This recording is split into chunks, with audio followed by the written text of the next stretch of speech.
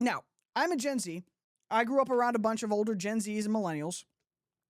I am very familiar with entitlement culture. Chances are you are too.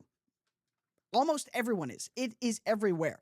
And now, the younger folks, the people my age, the Gen Zs, the millennials, we always get a lot of crap for this, but the baby boomers are guilty of this to a certain extent as well. All right. So let's not let them off the hook. This is just a thing that's common in American society.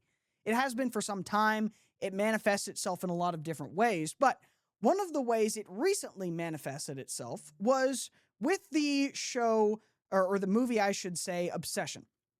I haven't seen Obsession because I'm not really a horror fan. I don't like horror movies. They freak me out. But I am a fan of the director, Curry Baker, because he does comedy skits on Instagram that I think are hilarious. So I've been kind of following the movie, but I haven't gone to see it. From what I understand, this was a phenomenally successful movie. Like, insanely successful. It made well over $1 million on, from what I understand to be a pretty slim budget, like under $1 million. Yeah, shoestring budget of $750,000. It grossed well over that, $287 million as of early last week, I think. So that's a phenomenally successful film, and I'm happy for everyone involved. That seems like a great success. One person who worked on that movie is not as happy with the success of the film as everybody else, because all of that money isn't personally going into her pocket. We're going to talk about it.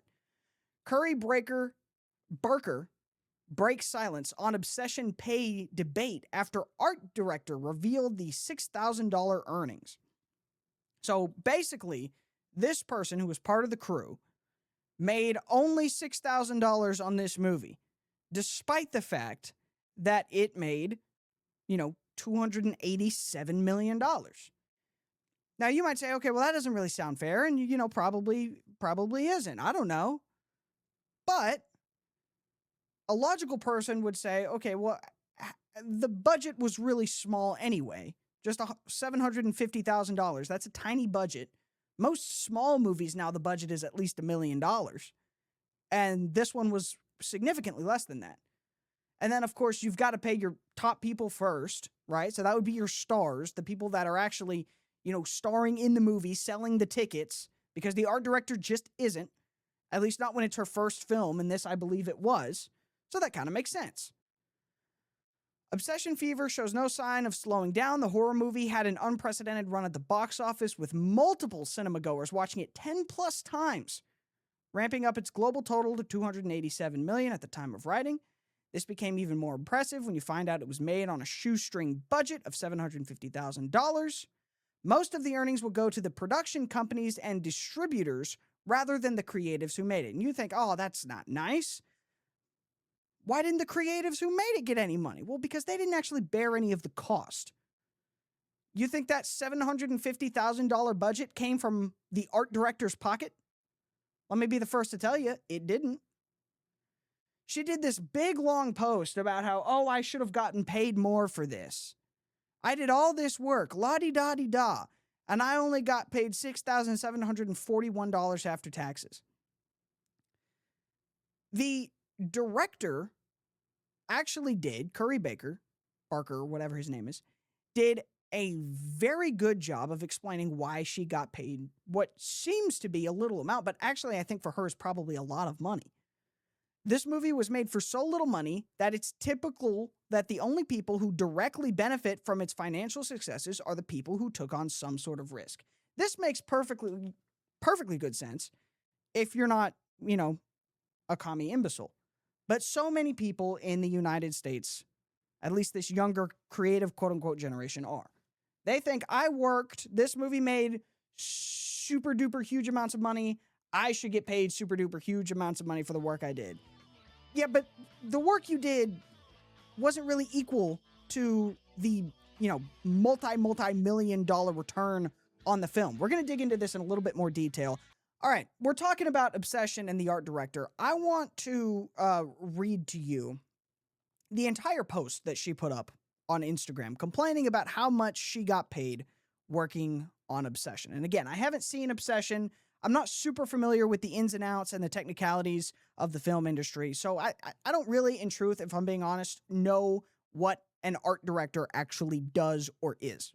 But I have to assume if you sign up to work on an indie film that you know isn't going to make a whole lot of money, or you think isn't going to make a whole lot of money, and they offer to pay you, $6,700, you probably know what you're getting into. You probably know you're going to be putting in a lot of labor, probably know you're going to be working long hours.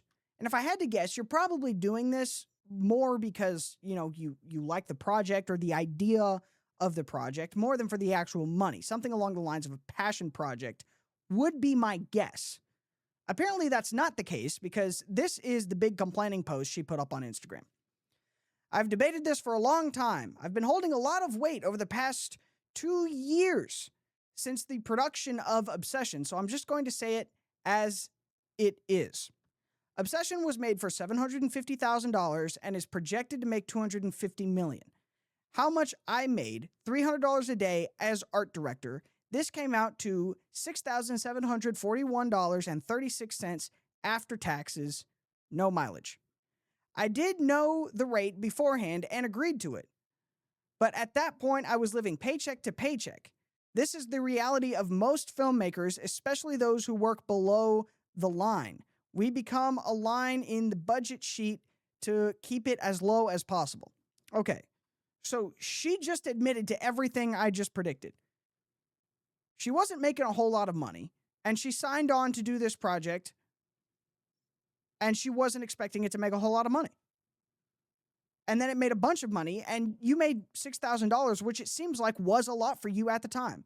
I was living paycheck to paycheck, and now I'm making $300 a day. That is a lot of money. I actually did the research because I was kind of curious. Okay, so in total, she made $6,700, give or take. They only worked on this movie for 20 days. This movie was shot and edited inside of 20 days. So for 20 days of work, she got paid $6,700. That is a lot of money for most people. A lot. That's a significant amount of money. Now, maybe if you balance it out by hours, she was putting in, 16-hour days and only made $6,000 in that month. Okay, so you're working hard on a project. Great. So many people would love to have that job and make a quick $6,700. And she did, and she's complaining about it. And again, she admits in the post, I knew this was going to be the case. I knew this was kind of a passion project. I knew we were going to, not be rolling in the dough. But I signed on to do this because, frankly, I needed money. And if she really was living paycheck to paycheck like she claims, that $6,700 should be a major game changer for her. If you're living paycheck to paycheck and then inside of a month you make almost $7,000, you can probably stretch that $7,000 for a while. I know that because I've lived pretty close to paycheck to paycheck. I won't say I've lived paycheck to paycheck. I think that's kind of stolen valor for me, but I've stretched the budget a time or two.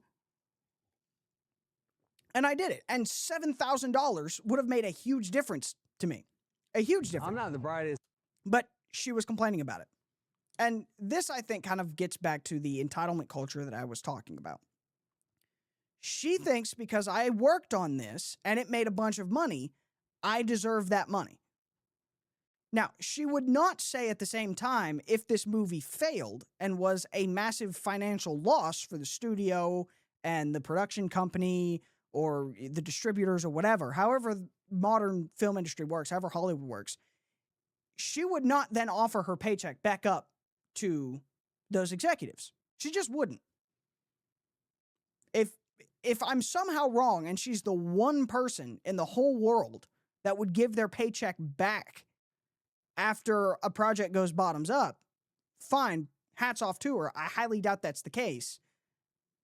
Just based off how ungrateful she is for the money she got paid for the work she did do. She bears no risk here. That's why she's not getting a massive part of the, billions of dollars or millions of dollars of profit. The profit goes to the people who take the risks. This isn't an overly complicated concept, but for young people, for whatever reason, it is. For people my age, and she is my age, she's, somewhere in her 20s. I'm not overly familiar with her, but I have to assume that she picked up a lot of these ideas, the same place that most of the young people that have these ideas in our culture these days pick it up at, and that is college. More and more we're finding, especially in these art colleges, that the people come out of these colleges and they're maybe more technically knowledgeable, but in all practicality, they're less knowledgeable because they think that just by virtue of having gone to this college that, oh, now I'm worth all this money and I should be paid millions just for showing up. I found another example of this that I think was very interesting. I'm not sure who originally created this video, but it says a whole lot about the kind of two different people that kind of populate the next generation. There's one that's, just genuinely hardworking and is happy to be there. And then there's another that thinks they're worth all of this and they're mad that society hasn't given it to them. Check this out. This is called One Bar, Two Americas. One bar, two Americas. I'm not the brightest crayon in the box, you know what I'm saying? I'm the second person in my family to get a bachelor's degree. So right off the bat, you see this kind of divergence in personality of these two people at the same bar. He's sitting there going, I'm not the brightest, I'm not the sharpest, I'm not all that. And then the first words out of her mouth are, look at me, I'm so great. I'm the first person in my family or second person or whatever to get a PhD. I'm like trash, you ghetto at the same time. I did move back to this area out of financial necessity. I love this place. We're a different breed out here. I'm happy to be here. I love this town. I love this bar. This is so fantastic. And then she's like, I'm just here because I have to be. I was finishing a PhD. I was working a couple of different jobs. And so I did move back in with my parents. I work all the time, I'll tell you that. I finished it over a year ago, and I've not been able to find a job and move out. I work 6 weeks, 7 days a week, 12 hours a day. That's what I do. I have a book that's being published about neoliberalism and work. So basically, she got a big expensive degree in being professionally useless, has graduated, and has continued to be professionally useless.